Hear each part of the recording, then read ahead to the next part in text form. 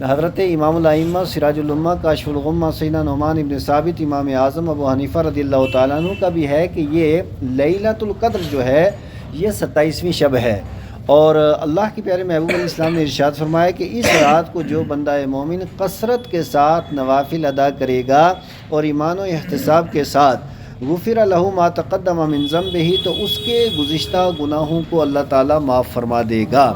اور اسی تعلق سے نبی پاک علیہ السلام نے یہ بھی ارشاد فرمایا کہ ماہ رمضان میں جو ایمان و احتساب کے ساتھ اس کے روزے رکھے گا تو اللہ تبارک و تعالی اس کے گزشتہ گناہوں کو معاف فرما دے گا۔ اور اس موضوع کی بہت سی احادیث مبارکہ، اور یہ حدیث متفق علیہ ہے، صحیح بخاری صحیح مسلم کے اندر یہ حدیث موجود ہے۔ حضرت ابو سعید الخدری رضی اللہ تعالیٰ عنہ حدیث کے راوی اور مصطفیٰ کریم علیہ السلام سے روایت کرتے ہیں، آقا کریم علیہ السلام نے ارشاد فرمایا، من صام رمضان وعرف حدودہ، کہ جو بندہ مومن ماہ رمضان کے روزے رکھے اور اس کے حدود کو پہچانے کہ ماہ رمضان کے حدود کیا ہیں، یعنی لغویات سے، برائی سے، بے حیائی سے، اور ہر وہ کام جسے شریعت مطہرہ نے منع کیا ہے اس سے وہ بچتا رہے، اپنی زبان کی، اپنی نگاہوں کی حفاظت کر کے جو بندہ مومن روزہ رکھے گا اور اس کے حدوں کو جو بندہ پہچانے گا، وَتَحَفَّظَ مِمَّا يَنبَغِي لَهُ أَن يَتَحَفَّظَ، اور جن چیزوں سے مناسب ہے ان سے وہ محفوظ بھی رہے گا، ان سے وہ دور بھی رہے گا، اور یعنی جو غیر مناسب کام ہیں ان سب سے وہ اپنی حفاظت کرے اور ان سے دور رہے۔ کفارہ ما قبلہ، تو اس عمل کی وجہ سے اللہ تعالیٰ اس کے گزشتہ گناہوں کو معاف فرما دے گا، جتنے بھی گزشتہ گناہ ہوئے اللہ تعالیٰ انہیں معاف فرما دے گا۔ یہ حدیث پاک صحیح ابن حبان کے اندر موجود ہے، حضرت امام بہقی نے بھی اسے روایت کیا ہے۔ حضرت عبداللہ ابن عباس رضی اللہ تعالیٰ عنہ حدیث کے راوی ہیں اور مصطفیٰ کریم علیہ السلام سے روایت کرتے ہیں، آقا کریم علیہ السلام نے ارشاد فرمایا، من ادرک شہر رمضان بمکہ فصامہ، کہ کسی آدمی کا اگر نصیبہ بیدار ہو اور اللہ تبارک و تعالیٰ اسے مصطفیٰ کریم علیہ السلام کی جائے پیدائش شہر مکہ کے اندر ماہ رمضان عطا فرمائے، اور یہ تو ہر آدمی کے بس کی بات نہیں ہے، تو مقدر والے لوگ ہیں وہ صاحب ایمان جن کو اللہ تبارک و تعالیٰ رمضان کا مقدس مہینہ شہر مکہ کے اندر عطا فرمائے، تو اللہ کے پیارے محبوب علیہ السلام نے ارشاد فرمایا کہ شہر مکہ کے اندر جو بندہ مومن ماہ رمضان کو پائے اور وہاں وہ روزے رکھے رمضان المبارک کا، کہ وقام منہ ما تیسرا، اور جتنا ممکن ہو اتنے وہ نوافل ادا کرے، یعنی وہاں رہ کر کے جس قدر ہو عبادت و ریاضت کے اندر بھی رہے اور رمضان المبارک کے روزے بھی رکھے۔ آگے ایک ارشاد فرمایا، کتب اللہ لہ مئۃ الف شہر رمضان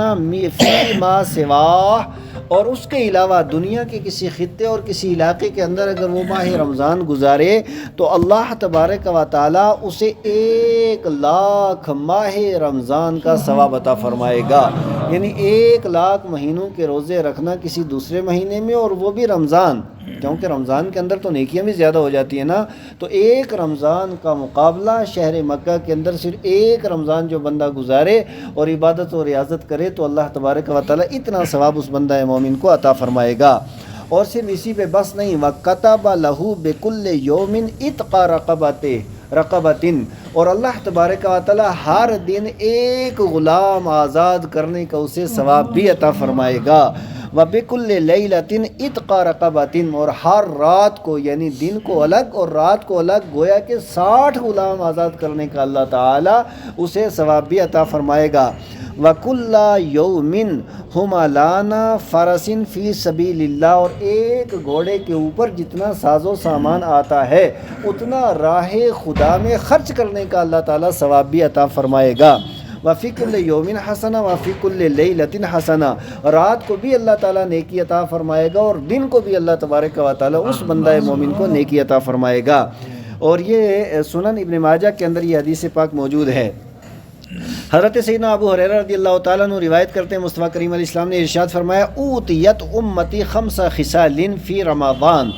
کہ اللہ تبارک و تعالیٰ نے میری امت کو 5 خصوصیات، 5 خاصیتیں ایسی عطا فرمائی ہیں، لم توتاہن امت قبلہم، اور میری امت کے علاوہ پہلی امتوں کو یہ 5 فضیلتیں، عظمتیں، خصوصیات اللہ تعالیٰ نے عطا نہیں کی ہیں۔ یہ اسی امت کا خاصہ اور اسی امت کی خصوصیت ہے۔ وہ کیا ہیں؟ سب سے پہلی چیز یہ ہے کہ روزے دار کے منہ کی بو اللہ کے نزدیک مشک و عنبر سے زیادہ پسندیدہ ہے۔ ہے۔ اور دوسری وَتَسْتَغْفِرُ لَهُمُ الْحِيتَانَ حَتَّى يُفْطِرُوا، یہاں تک کہ اس بندہ مومن کی مغفرت، بخشش، بلندی درجات کے لیے یہ مچھلیاں بھی دعا کرتی رہتی ہیں جب تک وہ افطار کرتا ہے، یعنی سحری سے لے کر کے افطار تک 12 گھنٹے یا 14 گھنٹے یا جتنا بھی دورانیہ ہوتا ہے، اس میں مچھلیوں کا کوئی اور کام نہیں ہوتا، روزے دار کی مغفرت و بخشش اور بلندی درجات کے لیے دعائیں کرتی رہتی ہیں۔ یہ کام اور یہ ڈیوٹی اللہ تبارک و تعالیٰ نے ان کی لگا دی ہے۔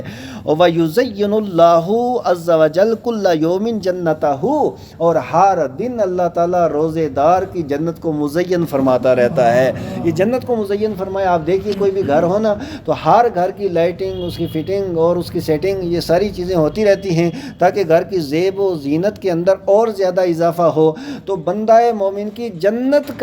کے اندر ہر دن آرائے زیبائش کی جاتی ہے کہ یہ جنت اس بندے کے لیے ہے جو دنیا کے اندر بھوکا پیاسا رہ کر کے اپنے رب کو راضی کیا کرتا تھا۔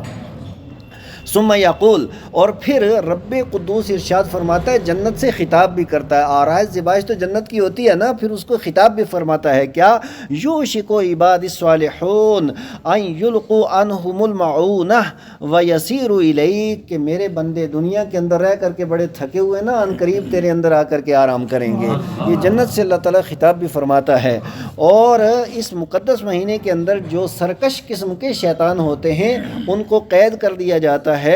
اور فلا یخلصوا فیہ الی ما کانوا یخلصون الیہ من غیرہ، اور اس طرح وہ آزاد نہیں پھرتے ہیں جس طرح وہ دوسرے مہینوں میں آزاد پھرتے ہیں۔ یعنی اس مہینے کے اندر اگر وہ پوری قد و کاوش اور محنت و مشقت بھی کریں، اس کے باوجود بھی ایک بندہ مومن کو ورغلا نہیں سکتے۔ اور ہم اپنی نگاہوں سے دیکھتے ہیں کہ غیر رمضان میں مسجدوں کی کیا پوزیشن ہوتی ہے اور ماہ رمضان میں کیا حالت ہوتی ہے۔ اس کی وجہ کیا ہے؟ اب اس کا یہ مطلب نہیں ہے سلسلۃ الشیاطین، اس کا یہ مطلب نہیں ہے کہ ان کو ایسے بھیڑیاں لگا کر کے، زنجیریں لگا کر کے باندھ دیا جاتا ہے، بلکہ جو حضرت علامہ ابن حجر عسقلانی رحمۃ اللہ تعالیٰ علیہ نے فتح الباری کے اندر اور صحیح بخاری کے بین السطور کے اندر جو اس حدیث پاک کا معنی بتایا گیا ہے وہ ہے ہذہ کنایۃ عن قلۃ الاغواء، کہ شیطان کوشش کرتے ہیں لیکن کوشش کے باوجود بھی بندہ مومن کے اوپر ان کا چارہ نہیں چلتا، اور شیطان کوشش کے باوجود بھی اس مہینے میں ناکام اور نامراد ہو جاتے ہیں اور مسلمان کو بہکا نہیں سکتے ہیں۔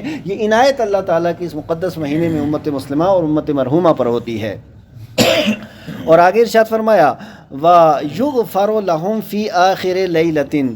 اور ماہ رمضان کی جب آخری رات ہوتی ہے تو اس امت کی مغفرت کر دی جاتی ہے، مغفرت کر دی جاتی ہے اس امت کی۔ اب قیل یا رسول اللہ، صحابہ کرام نے عرض کیا یا رسول اللہ، کیا لفظ کا صحابہ نے؟ تو پتہ کیا چلا کہ یا رسول اللہ کہنا کس کی سنت ہے؟ صحابہ کی۔ احیا لیلۃ القدر، یا رسول اللہ کیا وہ لیلۃ القدر ہے، وہ قدر و عظمت والی ہے، وہ رات ہے انا انزلناہ فی لیلۃ القدر وما ادراک ما لیلۃ القدر، کہ جس کا تذکرہ اللہ تعالیٰ نے قرآن حکیم کے اندر فرمایا اور پوری صورت اس کی فضیلت و عظمت میں نازل فرما دی، وہ رات ہے؟ تو قال لا، مصطفیٰ کریم علیہ السلام نے ارشاد فرمایا وہ رات نہیں ہے، ولیکن العامل انما یوفی اجرہ اذا قضا عملہ، کہ مصطفیٰ کریم علیہ السلام نے ارشاد فرمایا لیکن جب ایک مزدور اپنا کام پورا کر دیتا ہے تو پھر اس کی اجرت بھی اس کے حوالے کر دی جاتی ہے۔ اسی وجہ سے اس رات کو لیلۃ الجائزہ کہا جاتا ہے، جس سے ہمارے لوگ غفلت کے اندر رہتے ہیں۔ یعنی صبح عید ہوتی ہے نا، تو عید والی جو رات، پہلے رات اور پھر صبح عید، وہ رات جو ہے اس رات میں اللہ تبارک و تعالیٰ بندوں کی مغفرت و بخشش کرتا ہے، اس وجہ سے اس میں بھی عبادت و ریاضت کے اندر بندہ مومن کو مشغول رہنا چاہیے۔ اور یہ حدیث اس مسند امام محمد بن حنبل کے اندر بھی ہے، مسند بزاز کے اندر بھی ہے، اور حضرت امام بہقی نے سنن الکبریٰ کے اندر بھی اس حدیث پاک کو روایت کیا، اور امام ابن حبان نے بھی۔ اللہ تبارک و تعالی ہم سب کو عمل خیر کی توفیق عطا فرمائے۔ اللہم صلی وسلم علی سیدنا حبیبنا شفیعنا مولانا مولانا محمد مبارک وسلم، صلاۃ والسلام علیک یا سیدی یا رسول اللہ۔ یا اللہ درس قرآن درس حدیث کو عام سے عام تر کرنے کی توفیق عطا فرما، مولا اچھائیاں اور نیکیاں کرنے کی توفیق عطا فرما، گناہوں سے، بے حیائیوں برائیوں سے بچانے کی توفیق عطا فرما، عالم اسلام پر رحم و فضل و کرم و احسان فرما۔ صلی اللہ تعالی علی خیر خلق محمد و آلہ و صحبہ اجمعین۔